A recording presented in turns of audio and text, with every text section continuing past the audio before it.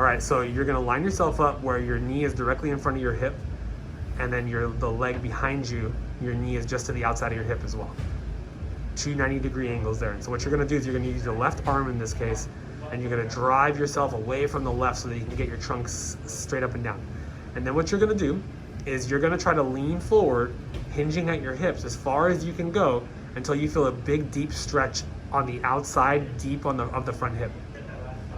Once you hit that point where the middle of your chest, so your sternum is going straight towards the front of your knee, and then when you get to that first barrier, what you're gonna try to do is you're gonna try to push your left foot into the earth like you're trying to bust a hole in the ground without letting your trunk move at all.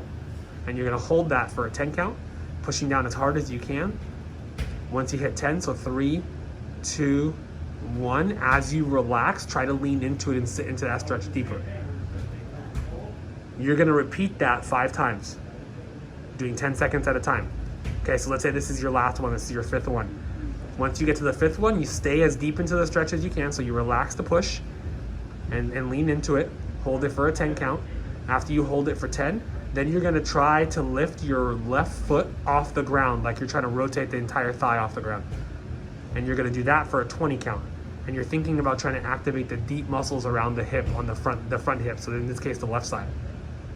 And you would repeat that 2 times.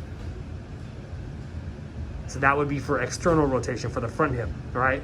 So let's say you finish that, okay? And then you go back into an upright position, and now we work on the back hip. And so what you do with the back hip is you try to rotate your trunk towards the back leg, keeping your trunk upright, using your arms to help support you.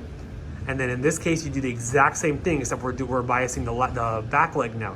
So now what you're gonna do is you're gonna try to, remember, make sure that you're not rotating forward. You're sitting that right butt cheek onto the ground as much as you can, but keeping your trunk upright. And then your front knee on the ground.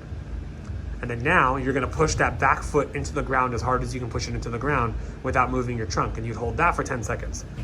Every time you get to 10 seconds, so 3, 2, 1, as you relax, try to rotate towards the back hip even more. And then that's your new position now. That's your new starting position. You'd repeat that 5 times. So let's say this is your last one. Drive that back foot into the ground. Push it down, push it down, push it down. 3, 2, 1. And then now that's your last one. So you hang out there.